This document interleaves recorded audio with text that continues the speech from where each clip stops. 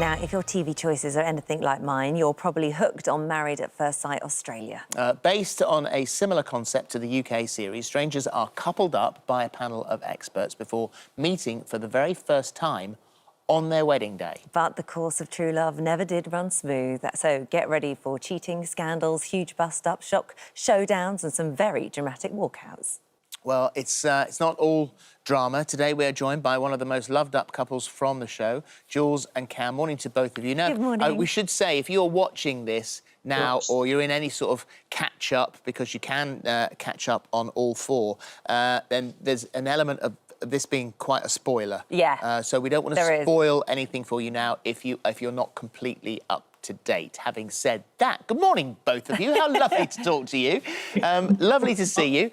So what was a ridiculous separate show? Who would go and find love there? It just doesn't work. But let's start with you getting into it, both of you. What was the state of your love lives that made you want to take this extreme step? Jules?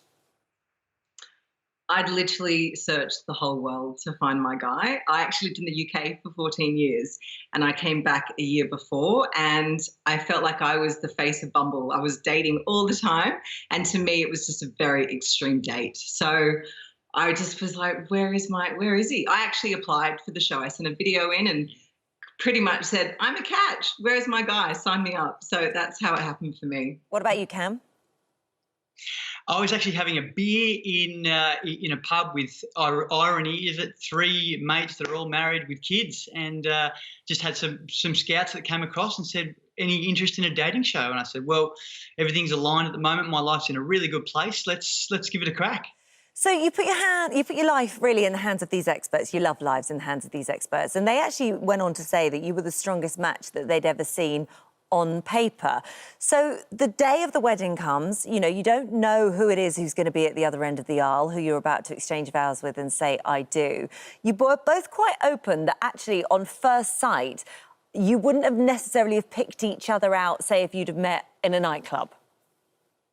No. Yeah, looking back on it, I think we're both very naive, looking at obviously what happened during the experiment, but we're also very lucky and we were open to love and we were both vulnerable to find it, and that's exactly what happened. Yeah, I mean, we joke, we say we weren't what we ordered at all. You know, he looked at me and he wanted a blonde and fit, and I was this voluptuous big redhead.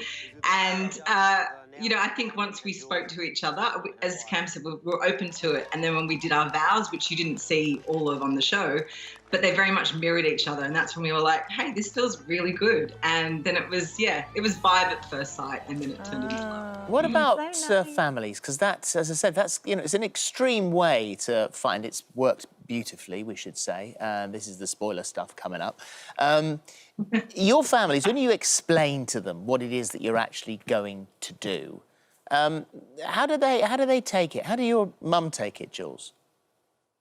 My mum was not. She was not in a good place about it.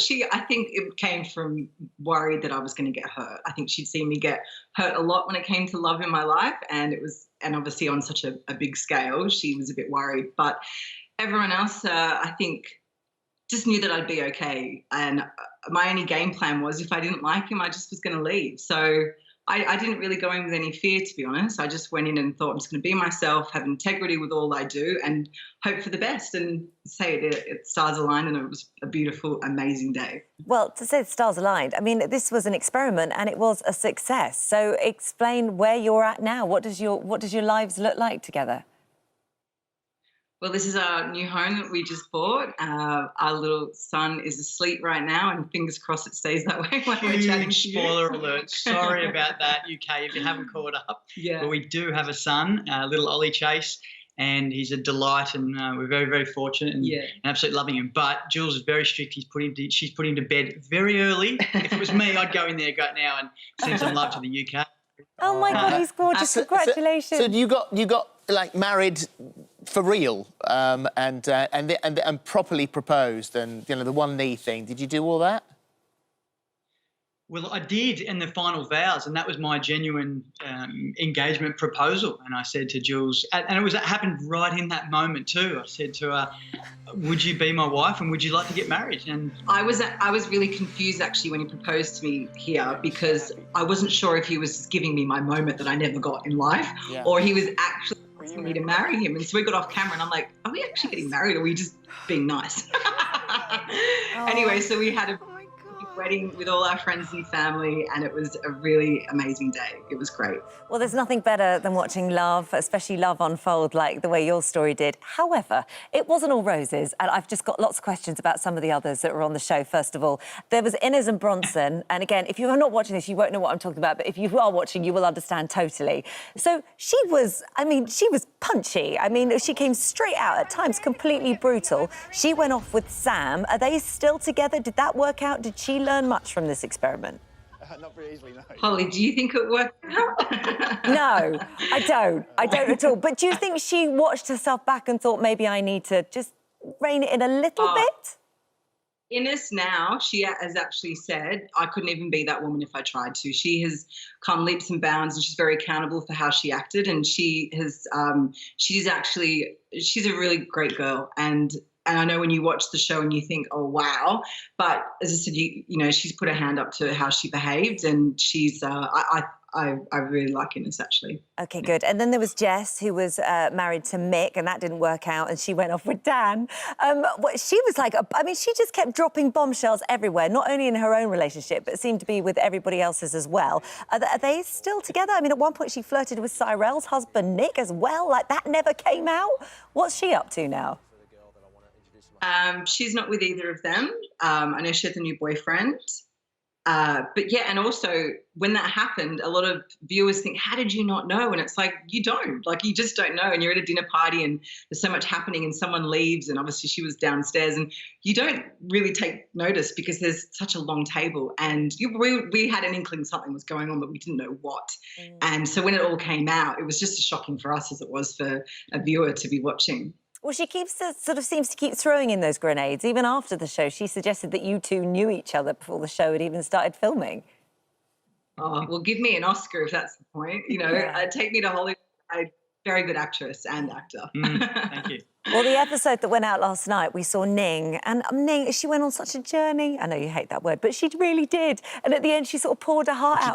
She went somewhere? She did, no, like an emotional journey. I know, one of those ones that you hate. She did, and I just felt so sorry for her at the end. It was horrible watching that moment when it all just went wrong. Yeah, it was a big for Ning, wasn't it? Because obviously she had children, and it was a big risk that she was taking. So it was quite sad for her ending. Text.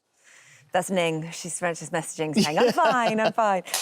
Listen, thank you. Thank you for being here. And are there more babies? I mean, you've just got this lovely life for all of you now with your family. Yeah, we're very fortunate indeed, and we're loving our little man. Things just keep going. We just take it day by day, as cliche as that is. But there he's there. I think there's a little bit of a little bit of spew on him, a little bit of breakfast coming out in there. Yeah, he's having a good day. And Jules, your mum is happy. When I did my real wedding speech, I said, because they always thought I was the fussiest woman in the world, and what are you actually looking for? And in my speech, I was like, Mum and Dad, this is what I was holding out for. This was it. And they were like, yeah, we get it. You know, I was never short of a date, but I was missing that special, magnetic can't live without you love. And I finally found it. So, except when this came into play. Oh, yeah. I see. Yeah, that was an episode. That was one of the episodes. Yeah. Put that down. Thank you, guys. Thank you. Married at First Sight is tonight at 8:30 on E4. Catch Up is on All 4, and it's lovely to talk to you both. Thank you. Take care. Bye-bye. UK, thank you for all the support. Thank you so much. And we're wishing you all the best in what's happening at the moment. So thank you for having us, guys. I really love you. Sending lots of love. Thank you. I really enjoyed that. Maybe I'll watch it. Watch it. It's so good. It's just a bit of escapism. Yeah. Well, so's Game of Thrones on the second time around. You know. There's lots of stuff. But I mean, it does look fun, and there's a lot of people in here into it. Yeah, it's fun. It is fun.